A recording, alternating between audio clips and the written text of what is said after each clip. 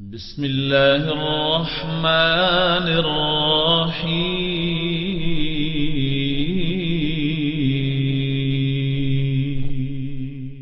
شروع اللہ کے بابرکت نام سے جو بڑا مہربان نہایت رحم والا ہے۔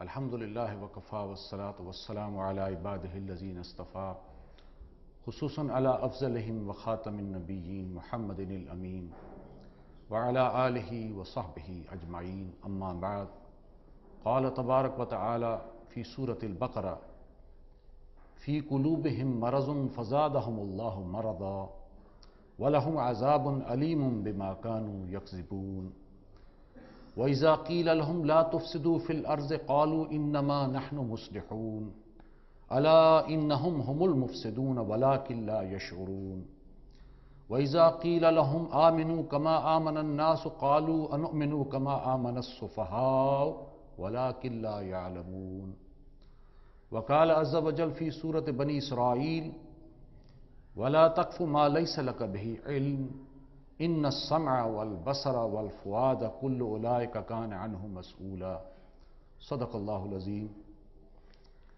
رب اشرح لی صدری ویسر لی امری واحلل عقدۃ من لسانی یفقہوا قولی۔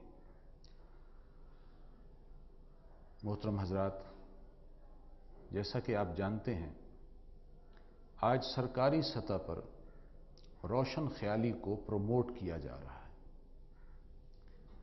اور اس کی معاونت اور حوصلہ افزائی ہو رہی ہے، اور جو اسلامی اقدار ہیں اور اسلامی جو تہذیب ہے اس کو رجت پسند اور دقیانوس قرار دیا جا رہا ہے۔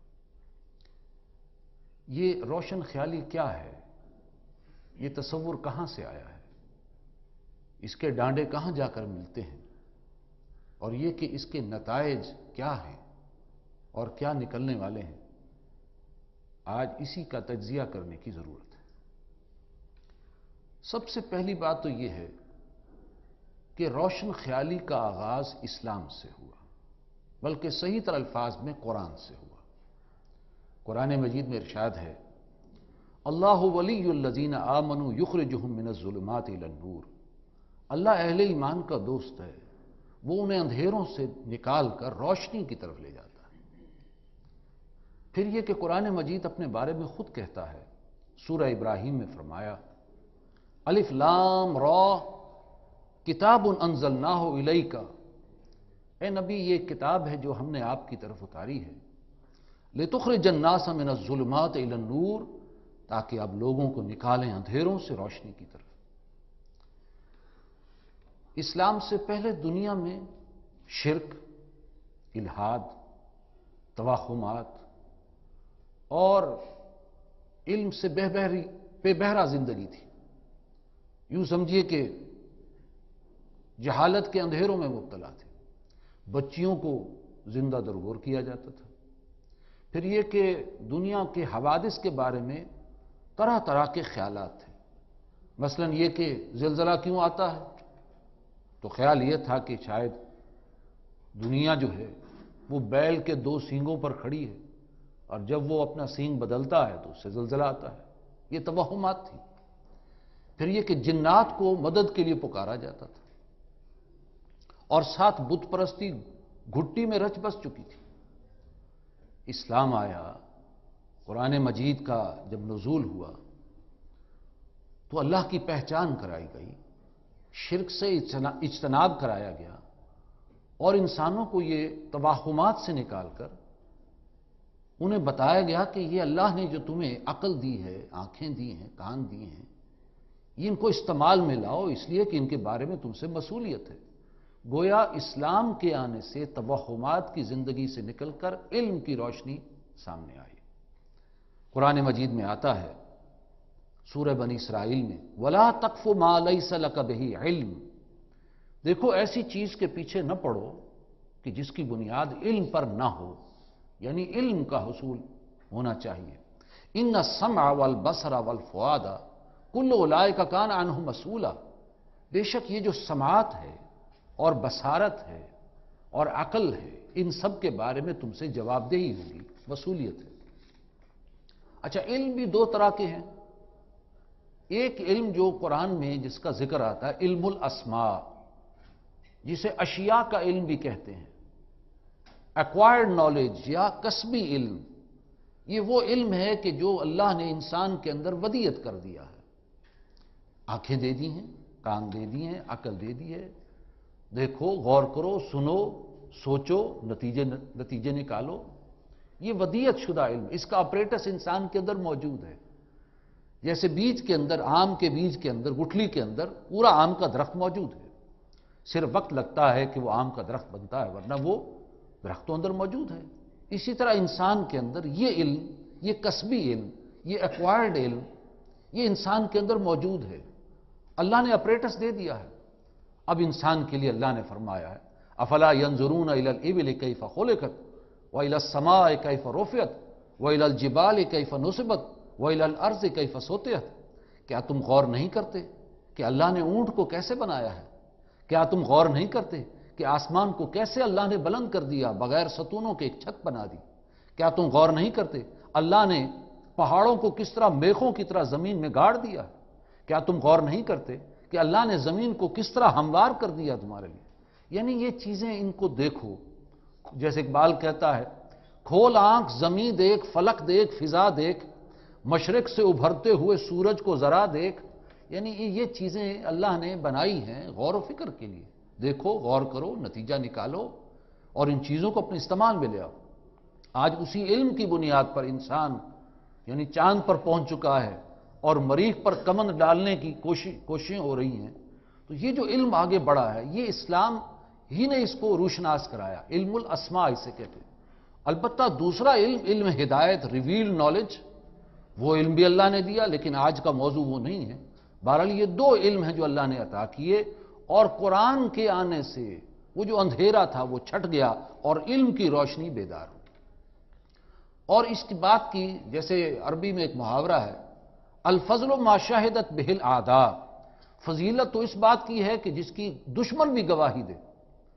تو اس کے بارے میں ایک شخص ایم این رائے 1920 کا واقعہ ہے، اور وہ بنگالی ہندو کمیونسٹ تھا، یعنی ہندو کمیونسٹ لیکن بنگال کا رہنے والا۔ وہ پاکستان آیا 1920 میں، اور لاہور میں اس نے ایک تاریخی لیکچر دیا، دی ہسٹوریکل رول آف اسلام، اسلام کا ایک تاریخی رول کیا ہے۔ اس میں اس نے اس بات کو تسلیم کیا کہ دنیا میں بہت سے فاتحین آئے، انہوں نے دنیا کو فتح کیا، چنگیز کے ہاتھوں، اسکندر اعظم کے ہاتھوں، اٹیلا کے ہاتھوں، دنیا کئی دفعہ تخت و تاراج ہوئی، لیکن ان ساری فتوحات کے نتیجے میں دنیا کو کوئی نیا علم، کوئی نئی روشنی، کوئی نئی تہذیب اور نئی تمدن سے روشناس نہیں کرایا گیا۔ البتہ اسلام جب آیا تو اس کے نتیجے میں ایک نیا علم، ایک نئی روشنی، ایک نئی تہذیب، ایک نئی تمدن سے دنیا کو آشنا کیا گیا، شناسا کیا گیا۔ تو یہ بات اس نے خود جو ہے کہی۔ مغربی تہذیب جو ہے اس کے بارے میں اگرچہ اقبال ایک جگہ تو یہ کہتا ہے کہ اس کا جو ڈیزلنگ ایکسٹیریئر ہے، یعنی وہ مغربی تہذیب، اس کو ایک جگہ تو اقبال کہتا ہے کہ یہ پسندیدہ نہیں ہے، بلکہ یہ خود تمہاری ہلاکت و بربادی کا سبب بن جائے گی۔ اور اپنے اشعار میں اقبال کہتا ہے تمہاری تہذیب اپنے خنجر سے خودکشی کرے گی، جو شاخ نازک پہ آشیانہ بنے گا وہ ناپائیدار ہوگا۔ لیکن ایک دوسری جگہ اقبال یہ اس بات کو تسلیم کرتا ہے، اور واقعتاً یہ اقبال ہی ہے جو کہہ سکتا ہے، انگریزی میں وہ جملہ لکھتا ہے کہ the inner core of the western civilisation is purely Quranic, یعنی مغربی تہذیب کا ایک تو ہے باہر کا حصہ، وہ تو گمراہی ہے، لیکن اندر جو ہے وہ واقعتاً اس کی تہذیب کا اندرونی حصہ وہ قرآن پر مبنی ہے۔ وہ کیسے مبنی ہے؟ قرآن ہی تو انہیں انسان کو توہمات سے نکال کر علم سے روشناس کرایا۔ تو مغربی تہذیب آج جو علم اور سائنس اور ٹیکنالوجی میں اس قدر آگے بڑھی ہوئی ہے، تو در حقیقت یہ قرآن ہی کا پیغام ہے. تو inner core of the western civilisation is purely Quranic. بہرحال یہ علم جو وہاں پر آیا مشرق وسطیٰ میں، یہ جو روشنی آئی، پھر یہ روشنی پھیلی ہے. پھر جیسے جیسے فتوحات اسلام کی ہوئیں، مسلمانوں نے اسپین پر قبضہ کیا تو علم وہاں پر پہنچ گیا، وہاں پر یونیورسٹیاں قائم ہوئیں، اور فرانس سے اور اٹلی سے اور جرمنی سے لوگ اسپین میں آ کر علم کی تحصیل کرتے تھے، علم حاصل کرتے تھے. جیسے آج کا ہمارا نوجوان امریکہ اور یورپ میں جا کر علم حاصل کرتا ہے، وہاں کے نوجوان اس وقت، اس لیے کہ اس وقت یورپ ڈارک ایجز میں تھا، وہاں تو علم کے پڑھنے پڑھانے پر پابندی تھی، لہذا وہ وہاں سے آئے اور انہوں نے روشنی حاصل کی اور اپنے ملکوں میں جا کر اس روشنی کو پھیلایا. لہذا ہم کہہ سکتے ہیں کہ دنیا میں اصل جو روشن خیالی یا روشنی آئی تو اسلام کی بدولت ہے، اور اسلام نے اپنا پیغام بھی اس کے اندر، اس علم کے اندر دیا، اور توحید کا پیغام دیا، حریت اور اخوت اور آزادی اور مساوات. یہ اسلام ہی کی تعلیمات ہیں. اسلام نے انہیں بتایا کہ اے بنی نوع انسان، تم سب ایک اللہ کی مخلوق ہو اور ایک ہی جوڑے سے پیدا کیے گئے ہو. تم ایک دوسرے کے غلام نہیں ہو، بلکہ تم اللہ کی مخلوق ہو. ہاں ایک اللہ کی غلامی ہے، باقی آزادی ہے، مساوات ہے، اخوت ہے، بھائی چارہ ہے. اور تم میں سے سب سے زیادہ اللہ کے نزدیک باعزت وہ ہے جو زیادہ سے زیادہ متقی اور پرہیزگار ہے، اور وہ دوسروں کے حقوق پر ڈاکہ نہیں ڈالتا، دوسروں کی عزت سے کھیلتا نہیں. تو قرآن نے یہ میسج دیا. سورہ حجرات میں فرمایا یا ایھا الناس انا خلقناکم من ذکر و انثی، اے بنی نوع انسان، ہم نے تمہیں پیدا کیا ایک مرد اور ایک عورت سے. وجعلناکم شعوبا وقبائل لتعارفوا، اور ہم نے تمہیں کنبے اور قبیلوں کے اندر تقسیم کر دیا، لتعارفوا، صرف پہچان کے لیے. ان اکرمکم عند اللہ اتقاکم، اور بے شک تم میں سے سب سے زیادہ باعزت اور وہ ہے جو متقی اور پرہیزگار ہے. ان اللہ علیم خبیر، اور بے شک اللہ تعالیٰ سب کو جاننے والا اور باخبر ہے. تو یہ روشنی اسلام سے نکل کر یورپ کی طرف گئی. اصل یہ روشن خیالی ہے اسلام کا جو میسج ہے. روشنی آئی ہے تو اسلام کے ایڈوینٹ سے آئی ہے. پھر یہ روشنی یورپ میں گئی ہے. اچھا، یورپ میں اس وقت اس ایرا کو کہتے ہیں ڈارک ایجز، سیاہ ترین دور تھا، پاپائیت تھی. وہاں پوپ کے اختیارات اس قدر زیادہ تھے کہ جیسے خدائی اختیارات تھے. یعنی پوپ کو اختیار تھا کہ وہ انجیل کے اندر جو بھی تحریف کر دے، جس طرح اس کی تشریح کر دے، جس طرح اس کے اندر چینجز لے آئے، پوپ کو اختیار تھا. یعنی شریعت کا محافظ پوپ تھا، اللہ کی کتاب نہیں تھی بلکہ وہ پوپ تھا. اور اسی طریقے سے اخلاقی زوال اس قدر تھا، جو پوپ کی جو ناجائز اولاد تھی وہ اس کے بھتیجے کہلاتے تھے. شادی وہ نہیں کرتے تھے، لیکن یہ کہ رنگ رلیاں مناتے تھے. جو اولاد پیدا ہوتی تھی اس کو بھتیجے کہتے تھے. پھر یہ کہ معافی نامے جو ہے وہ بکتے تھے. کسی نے معافی کرنی ہو اپنے گناہوں کی تو پوپ کے پاس آتا تھا، اور پوپ اس سے معاوضہ لیتا تھا، اور جتنا بڑا گناہ ہے اتنا زیادہ وہ ہے معاوضہ لیتا تھا. تو یہ اس وقت یورپ کے اندر حالات یہ تھے. لہذا جب اسلام کی روشنی وہاں گئی ہے تو اس کے نتیجے میں دو تحریکیں وہاں سے اٹھی ہیں. ایک تحریک کو انگریزی میں کہتے ہیں رینائسنس، اور دوسری کو کہتے ہیں ریفرمیشن. پہلی تحریک ہے تحریک احیاء العلوم. اس لیے وہاں پر تو پوپ کا ڈھکن تھا، یعنی وہاں پر فلسفہ اور سائنس نہیں پڑھا جا سکتا تھا، پوپ کی طرف سے منع تھا. لیکن جب اسلام کی روشنی وہاں گئی وہ ڈھکن اٹھ گیا. اب یہ کہ لوگوں نے اسلام پڑھنا شروع کر دیا، سائنس کو پڑھا، فلسفے کو پڑھا، منطق کو پڑھا، غور کیا، سوچ بچار کیا، کچھ نتیجے نکالنے شروع کر دیے. اور اسلام نے بھی یہی تعلیم دی تھی، ان السمع والبصر والفؤاد کل اولئک کان عنہ مسئولا. تو اسلام کی تعلیمات تھی. توہمات کا دور ختم ہوا اور نئے علوم کا دور، نئی روشنی کا دور جو ہے وہاں شروع. تو یہ بیداری وہاں پہ پیدا ہوئی، اور اسلام نے ان سے کہا کہ کائنات میں غور کرو، سورج کو، چاند کو، ستاروں کو، ہواؤں کو، نباتات کو، جمادات کو، ان کو دیکھو. ان کے اندر اللہ نے بڑی قوتیں رکھی ہیں، اور یہ قوتیں تمہارے فائدے کے لیے ہیں. ان کو اپنے استعمال میں لاؤ. آگ کے اندر قوت ہے، اس کے اندر حرارت ہے، اس کو استعمال میں لاؤ. کوئلے کے اندر اللہ نے بڑی قوت رکھی ہے، اس کو استعمال میں لاؤ. پانی کے اندر اللہ نے بڑی جو ہے قوت رکھی ہے، اس کو اوپر سے گراؤ اور بجلی پیدا کرو. اور سورج کی حرارت کے اندر بڑی قوت رکھی ہے، تو شمسی توانائی حاصل کرو. تو اسلام نے تو یہ پیغام دیا کہ یہ چیزیں تمہارے فائدے کے لیے، یہ اس لیے نہیں ہے کہ تم ان کو معبود اور خدا بنا لو اور تم ان کو سجدہ کرنا شروع کر دو، نہیں، یہ چیز تمہارے فائدے کے لیے ہے اور ان سے فائدہ اٹھاؤ۔ قرآن کہتا ہے الم تروا ان اللہ سخر لکم ما فی السماوات و ما فی الارض، کیا تم نے غور نہیں کیا کہ اللہ نے تمہارے لیے مسخر کر دیا ہے، تمہاری خدمت میں لگا دیا ہے، جو کچھ آسمانوں اور جو کچھ زمین میں ہے یہ تمہارے فائدے اور تمہاری خدمت کے لیے۔ یہ اسلام کا میسج تھا جس کے نتیجے میں وہاں پہ تحریک احیاء العلوم بیدار ہوئی۔ دوسری تحریک اٹھی وہ ہے جس کو ریفارمیشن کہتے ہیں، تحریک اصلاح مذہب۔ یہ در حقیقت پوپ کے خلاف ایک بغاوت تھی، ریوولٹ تھا، کیونکہ پوپ کا نظام بڑا سخت تھا، پڑھنا نہیں ہے، سوچنا نہیں ہے، تم شریعت کے بارے میں کوئی بات نہیں کر سکتے، جو پوپ کہہ دے بس وہ یوں سمجھو قانون ہے۔ اس کے خلاف انسانیت کا ایک ریوولٹ، ایک بغاوت، اور انہوں نے کہا کہ اصل میں عیسائیت پر پوپ نے قبضہ جما لیا ہے، لہذا پوپ کے اس قبضے کو آزاد کراؤ اور عیسائیت کو اپنی اصل حالت میں لے آؤ، لہذا تحریک اصلاح مذہب اس کا نام رکھا گیا، ریفارمیشن، یعنی ہم عیسائیت کی اصلاح کرنے چلیں۔ عیسائیت کو پوپ نے بگاڑ دیا ہے، اپنی خود غرضی کے تحت اس نے اس پر قبضہ جما لیا ہے، اس کو ہٹاؤ اور اصلاح کرو عیسائیت کی۔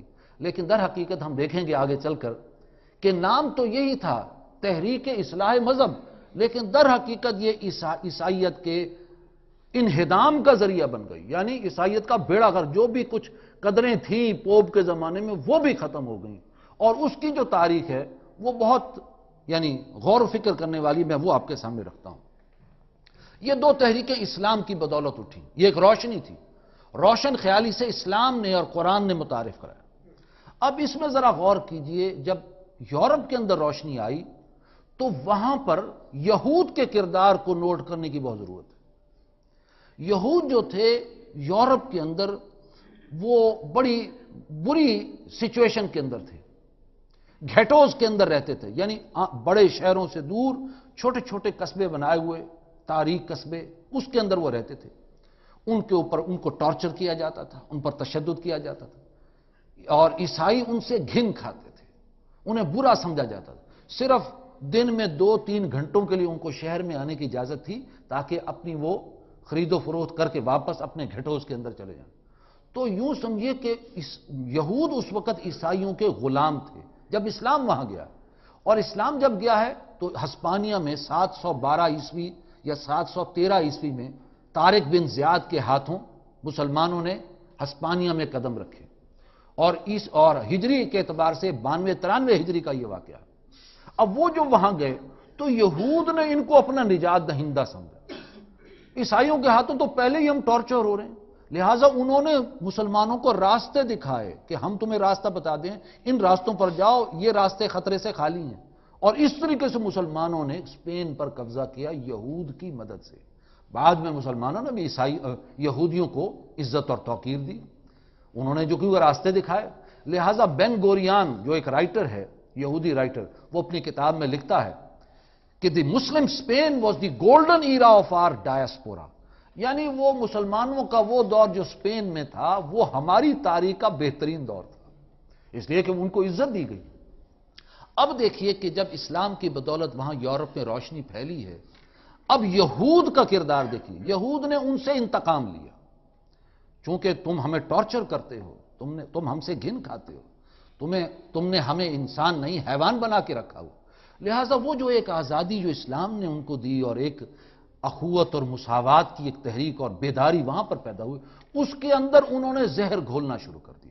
اب یہ سارا کردار پیچھے میں دیکھیے، یہ یہود کا ہے، اسلام کی روشنی کو ملائن کر دیا، اس کے اندر سیاہی گھول دی، اور وہ کیا ہے کہ اسلام نے تو ان سے کہا تھا کہ آزادی حاصل کرو، تم ایک دوسرے کے غلام نہیں ہو، ہاں صرف ایک اللہ کی غلامی ہے، باقی تم آزاد ہو، لیکن انہوں نے اس آزادی کے اندر زیادہ مسالہ ڈال کر آزادی کو مادر پدر آزادی قرار دیا۔ یہ سب یہود کا کردار، اور انہوں نے اس میں سارا جو ہے وہ زہر گھولا ہے اور یہ تصورات پیدا کی ہیں۔ لہٰذا ایک طرف انہوں نے یہ تصور دیا خدا سے آزادی، ٹھیک ہے مذہب انسان کا ایک انفرادی معاملہ ہے، تم اگر اللہ کی بندگی کرنا چاہتے ہو تو ٹھیک ہے، اپنی اپنے چرچ کی حد تک کر لو، اور یہودی وہ اپنے سینیگوگ میں، ان کا عبادت خانہ، وہ وہاں تک جائیں، اور تم جو ہے چرچ کی حد تک جائیں۔ باقی جو ملکی نظام ہے اور جو اسٹیٹ کا نظام ہے اس میں کوئی مذہب کا عمل دخل نہیں ہوگا۔ اور یہ بات یہود کے فائدے میں تھی۔ اس کی وجہ یہ ہے، یہود آٹے میں نمک کے برابر تھے، عیسائی دنیا بہت زیادہ تھے، اس لیے کہ یورپ کے اندر تو سارے عیسائی تھے۔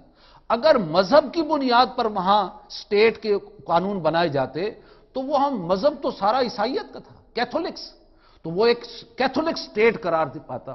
لیکن یہود نے کہا کہ نہیں، اجتماعی سطح پر، قانون کی سطح پر، نظام کی سطح پر، سیاسی سطح پر کوئی مذہب کا عمل دخل نہیں ہوگا، وہاں پر جو عوام کے نمائندے بنائیں گے وہ قانون بنے گا۔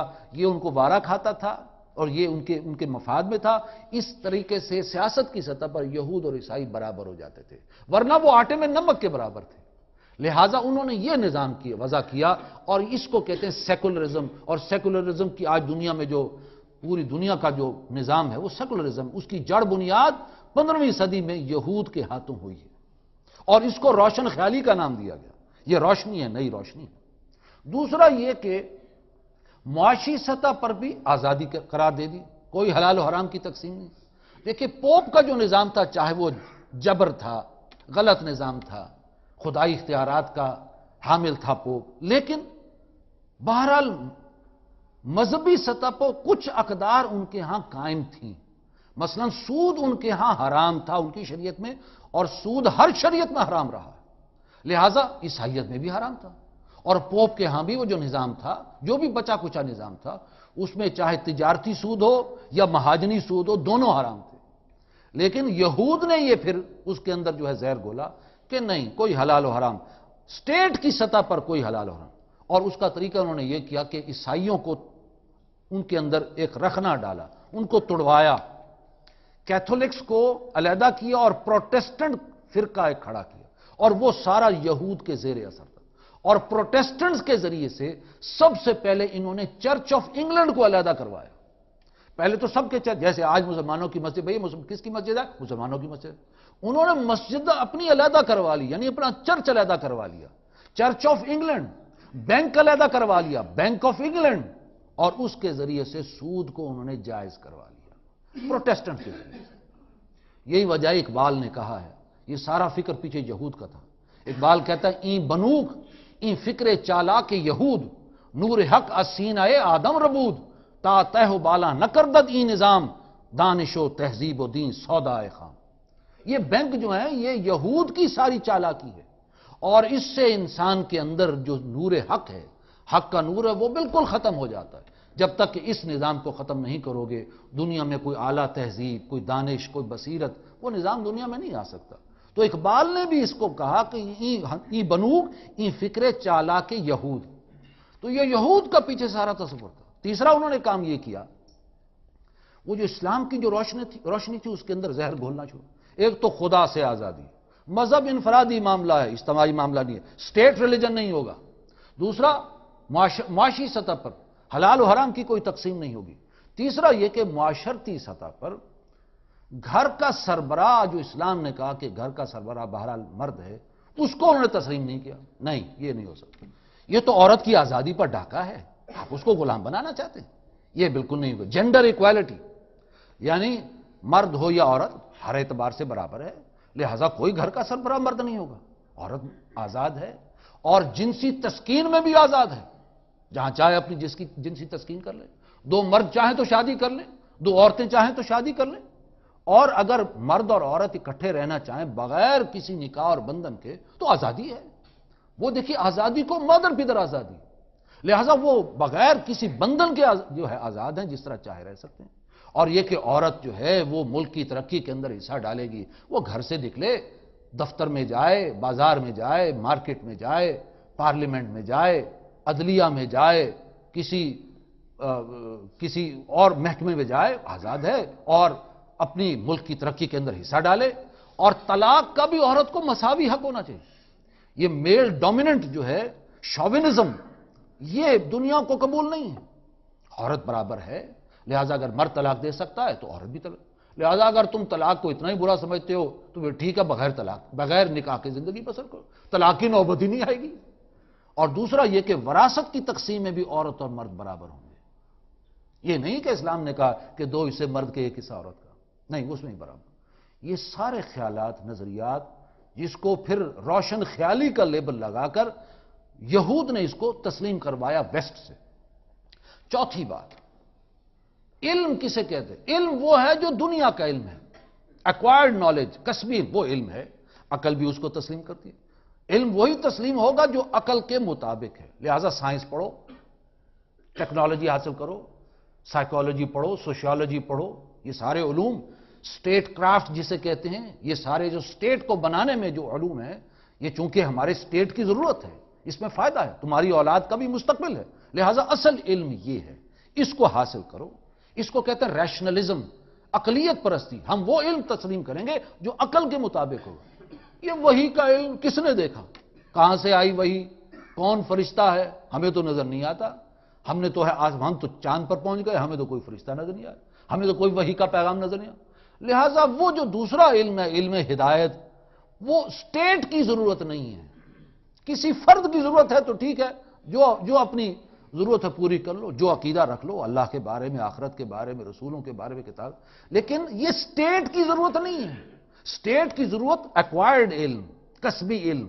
حالانکہ قرآن اس علم کو بھی حاصل کرنے کی شروع تو اسلام نے کی، توہمات کو علیحدہ کیا اور اس علم کے حصول کے لیے اسلام نے موٹیویٹ کیا، لیکن اسلام ساتھ یہ بھی کہتا ہے کہ اگر تم نے اس کسبی علم کے ساتھ ساتھ علم ہدایت کو حاصل نہ کیا تو اس کی بنیاد پر دنیا میں فساد رونما ہو جائے گا۔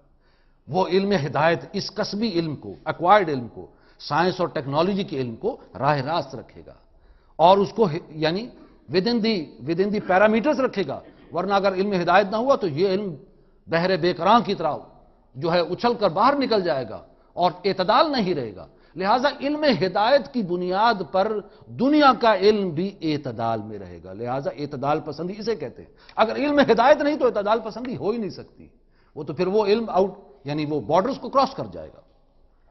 اور پانچویں اور آخری بات جو یہود نے ان کو تسلیم کروائی کہ انسان کا اصل نصب العین وہ ہے دنیا کی بہتری، دنیا کی فلاح، دنیا کی ترقی، دنیا میں مسرت ہو، خوشیاں ہوں، لذات ہوں، ان سے فائدہ اٹھایا جائے، یہ انسان کا اصل حاصل ہے۔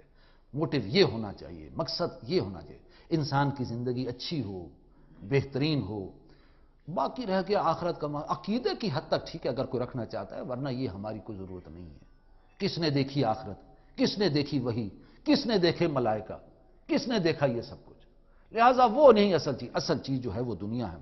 لہٰذا یہ ہے وہ تہذیب جو 15ویں صدی میں اسلام نے تو روشنی دی، لیکن یہود نے اس روشنی کے اندر تاریکی ملا کر اس کو ایک سیکولر معاشرے میں تبدیل کر دیا اور سود پر مبنی سرمایہ داری اور بالکل مادر پدر آزاد معاشرہ بنا کر اور علم ہدایت پر چونکہ انہوں نے پردہ ڈال دیا، لہذا یہ جو تہذیب وہاں سے اٹھی ہے یہ یک چشمی تہذیب ہے۔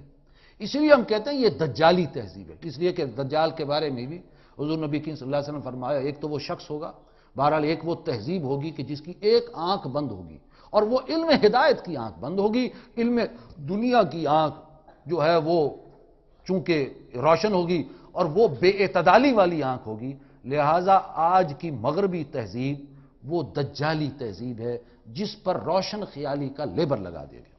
بدقسمتی سے ہم بھی اسی تہذیب کو آج چاہتے ہیں، سارے نہیں، لیکن جیسے میں نے شروع میں عرض کیا آج تو اس کو سٹیٹ کی سطح پر، حکومتی سطح پر، چاہے وہ صدر مملکت ہوں اور چاہے وہ دوسرے حکومتی عہدیدار، ان کے اندر بھی وہ سیکولرزم، وہی سیکولر خیالات کہ سیاسی سطح پر مذہب جو ہے وہ اس کا کوئی عمل دخل سیاسی سطح پر نہیں ہے، اس کا تعلق ہے تو ہمارے عقائد، عبادات اور مسجد کی حد تک ہے۔ روزے رکھو ٹھیک ہے، نمازیں پڑھو، حج اور عمرے کرو، زکوٰۃ دے دو ٹھیک ہے، اس حد تک صحیح ہے، ایک فرد کی ذاتی ہے حد تک۔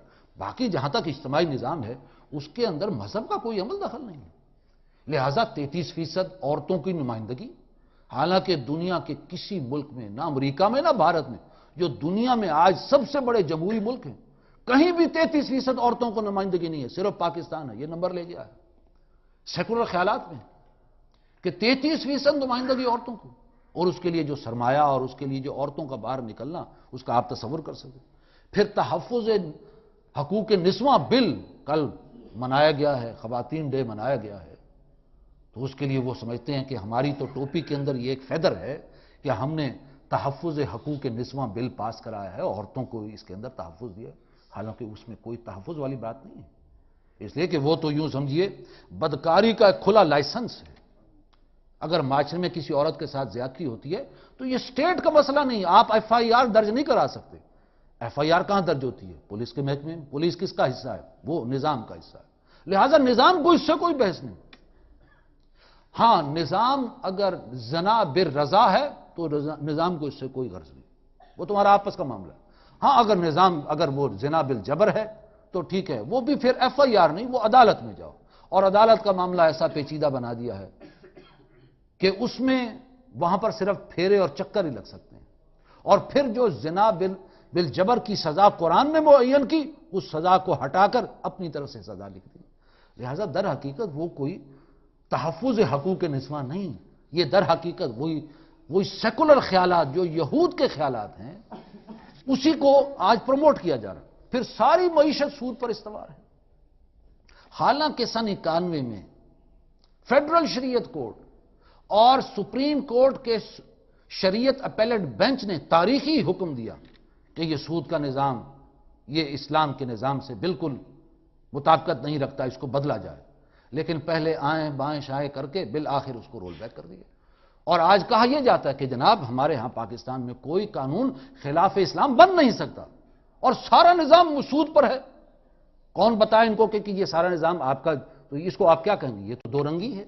ایک طرف آپ کہہ رہے ہیں کہ قانون بن نہیں سکتا، اور آپ نے قانون سے بالا جو ہے پورا نظام سود پر بنا ہے، جوئے کا نظام ہے، راتوں رات کروڑ پتی بننے کی سکیمیں جو ہے آپ نے اس کو چلا رکھی ہیں، تو بنا تو ہوا ہے، وہ چاہے وہ اسمبلی سے پاس نہ ہوا ہو، لیکن نظام تو بالفعل موجود ہے۔ اور اسی طریقے سے بے حیائی، عریانی اور فحاشی اس کا کھلا لائسنس ہے۔ وہ کہیں جشن بہاراں کے نام پر، بسنت کے نام پر، ویلنٹائن ڈے کے نام پر، یہ سارا وہ مادر پدر آزاد معاشرہ بنانے کی کوشش ہو رہی ہے۔ اسی طریقے سے ڈش اور کیبل پر جو غیرت اور حمیت انسان کے اندر باقی مسلمان کے اندر رہ گئی، حمیت نام تھا جس کا گئی تیمور کے گھر سے، آج اس غیرت اور حمیت کا جنازہ نکالا جا رہا ہے۔ پھر یہ کہ ثقافتی طائفے آ رہے ہیں، کہیں جو ہے مقابلہ حسن ہو رہا ہے، کیٹ واک ہو رہا ہے، شو بز کی دنیا ہے، گلیمر کی دنیا ہے۔ پھر یہ کہ ڈٹ کر کہا جا رہا ہے ہم عورتوں کو ننگی پنڈلیوں کے ساتھ دوڑائیں گے، مخلوط جو ہے میراتھن ریس کروائیں گے، جس نے نہیں دیکھنا وہ آنکھیں بند کر لے، جس نے نہیں دیکھنا اپنے ٹی وی کو بند کر لو۔ ہم نے تو کروانا ہے، ہم نے تو کرکٹ بھی کھلوانی ہے اور ہاکی بھی کھلوانی ہے، بسنت بھی بنوانی ہے، اور دھڑلے سے کروانی ہے، اور یہ عین اسلام ہے۔ ہم تمہارے اسلام کے تصورات کو نہیں اپنانے والے، بلکہ ہمارا جو نظریہ اسلام ہے، دنیا میں جو ایک عام خیال ہے اسلام کا، ہم تو اسی کے مطابق، یہ وہ کون سا اسلام ہے؟ یہ اصل میں روشن خیالی جو پیچھے وہ یہودی نظریات، وہ سارا جس نے آج پورے مغرب کو اپنی لپیٹ میں لے لیا ہے، اب وہ نظام جو ہے وہ یہاں پر مسلمان ملکوں کے اندر لایا جا رہا۔ پھر یہ کہ پردے کے اوپر مذہبی جو ہماری اقدار ہیں، تہذیب ہے، اس کا تمسخر، استہزاء، یہ بیکورڈنس ہے، یہ سٹون ایج کے لوگ ہیں، یہ دقیانوس قسم کے لوگ ہیں، یہ پسماندگی کی علامت ہے، یہ ترقی کی راہ میں رکاوٹ ہے۔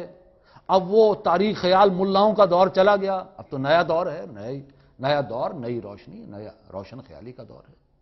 تو در حقیقت اور پھر علم میں بھی یہی ہے کہ علم جو ہے وہ علم قرار پائے گا جو اسٹیٹ اونڈ یعنی علم ہے، جس کی ضرورت ہے ہمیں، اور تمہاری اولادوں کا مستقبل بھی ہے۔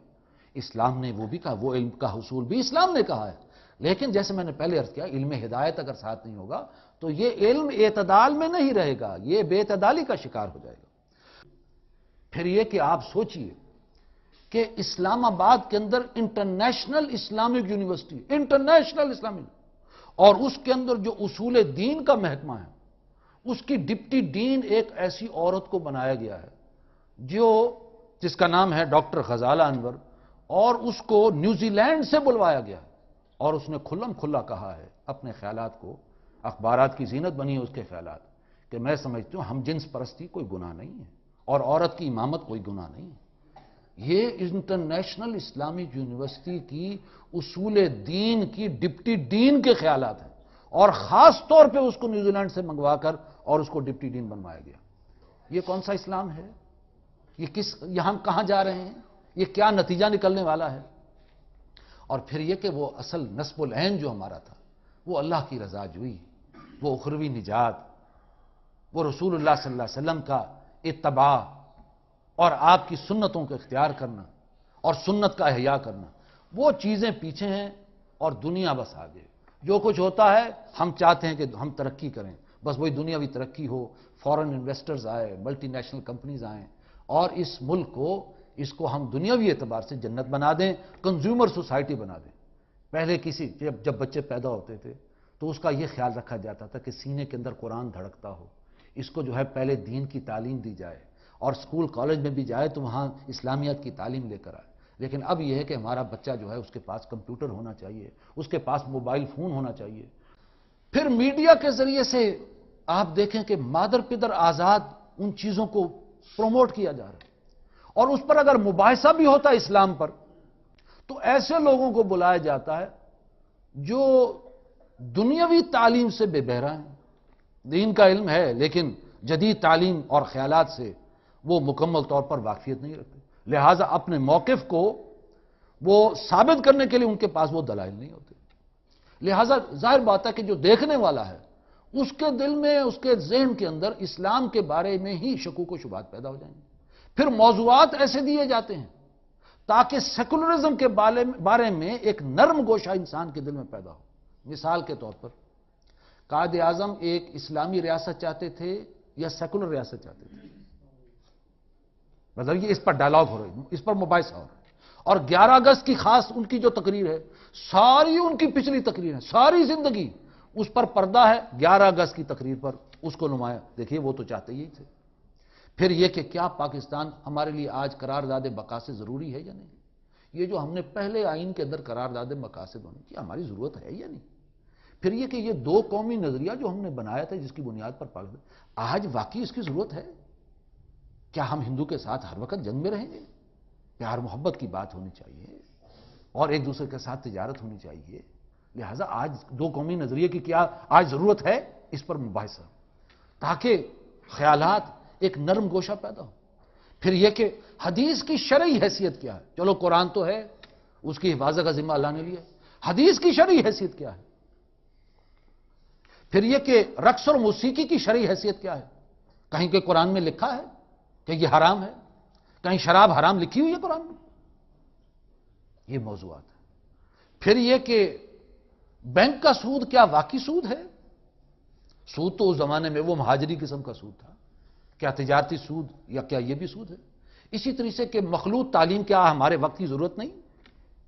یہ موضوعات ہیں کہ جو آج میڈیا پر اچھالے جا رہے ہیں اور اس کو روشن خیالی کا نام دیا جا رہا ہے، اور در حقیقت یہ ہمارے سارے نظام، وہ چاہے معاشرتی ہو، معاشی ہو، سیاسی ہو، اس نظام کو اصل میں اس کے اندر وہ زہر گھولا جا رہا ہے۔ جو بھی اسلام کا ایک تصور عام انسان کے ذہن کے اندر ہے، جو ہمارے آباء و اجداد سے ملا ہے کہ اسلام کا ایک تصور ہے، بڑوں کا ادب اور احترام ہے، اللہ کی حاکمیت ہے، قرآن و سنت کی بالادستی ہے، آج ان تصورات کے اندر زہر گھولا جا رہا ہے۔ اس سارے نظام کا نام روشن خیالی رکھا گیا، حالانکہ یہ تاریخ خیالی ہے، اور انسان جو ہے وہ اپنے اللہ نے انسان کو تو اشرف المخلوقات بنایا، لیکن اس تاریکی کی بنیاد پر اس نے حیوانیت کی طرف جو ہے وہ سفر کرنا شروع کر دیا۔ وہ جو اشعار بڑے پیارے کہے تھے، میں نے دیکھا ہے کہ فیشن میں الجھ کر اکثر تم نے اسلاف کی عزت کے کفن بیچ دیے، نئی تہذیب کی بے روح بہاروں کے عوض اپنی تہذیب کے شاداب چمن بیچ دیے۔ آج وہ کیفیت پیدا ہو رہی ہے۔ اچھا، یہ سب کچھ ہو رہا ہے اصلاح کے نام پر، کہ اب تک جو ہے یہ تاریخ خیال ملاؤں نے ملک کا بیڑا غرق کیا ہوا ہے، لہٰذا ہم تو اصلاح کر رہے ہیں، ایک جدید اسلام کو دنیا کے سامنے پیش کرنا چاہتے ہیں۔ لہٰذا یہ سب کچھ، جیسے آپ جانتے، میں نے آپ کو تاریخ یعنی یورپ کی تاریخ میں بتایا کہ وہاں جو ریفارمیشن کی تحریک اٹھی، اس کا مقصد یہ تھا تحریک احیاء العلوم اور تحریک اصلاح مذہب۔ ہم تو مذہب کی اصلاح کرنا چاہتے ہیں. عیسائیت پر قبضہ ہو گیا ہے پوپ کا، آج اسلام پر قبضہ ہو گیا مولوی کا، لہذا اس قبضے کو چھڑاؤ اور اسلام کو آزاد کراؤ اور اس کی اصلاح کرو. تو یہ سب کچھ اصلاح کے نام پر ہو رہا ہے. میں نے جو سورہ بقرہ کی چند آیات شروع میں پڑھی ہیں، میں چاہوں گا کہ اس کے حوالے سے آپ کے سامنے رکھوں. سورہ بقرہ میں بالکل آغاز میں اللہ نے فرمایا فی قلوبہم مرض، ان کے دلوں میں روگ ہے، بیماری ہے. فزادہم اللہ مرضا، اللہ نے اس روگ کو بڑھا دیا ہے. وَلَهُمْ عَذَابٌ عَلِيمٌ، اور ان کے لیے دردناک عذاب ہے. بِمَا كَانُوا يَكْذِبُونَ، اس لیے کہ وہ سب جھوٹ کہتے ہیں. یہ جو بھی اصلاح کا عمل ہے یہ سب اوپر لیپا پوتی کا نام ہے. وَإِذَا قِيلَ لَهُمْ لَا تُفْسِدُوا فِي الْأَرْضِ، اور جب ان سے کہا جاتا ہے کہ دیکھو زمین میں فساد نہ مچاؤ، اللہ نے تو فساد کو مٹانے کا کہا ہے اور اس کے لیے اپنی کتاب کو اتارا ہے تاکہ اس کے احکام نافذ ہوں، تاکہ دنیا سے فساد ختم ہو. تم اس کے برعکس فساد کا نظام لا رہے ہو. اور جب ان سے کہا جاتا ہے کہ دیکھو زمین میں فساد نہ مچاؤ، قالوا انما نحن مصلحون، کہتے ہیں ہم تو اصلاح کر رہے ہیں، ہم تو ٹھیک ہیں، ہم تو اس کے اندر خرابی ہے اس کو ٹھیک کر رہے ہیں. الا انہم هم المفسدون ولکن لا یشعرون، آگاہ ہو جاؤ اصل فسادی یہی ہیں، لیکن انہیں اس بات کا شعور نہیں کہ یہ کیا کر رہے ہیں. اپنی تہذیب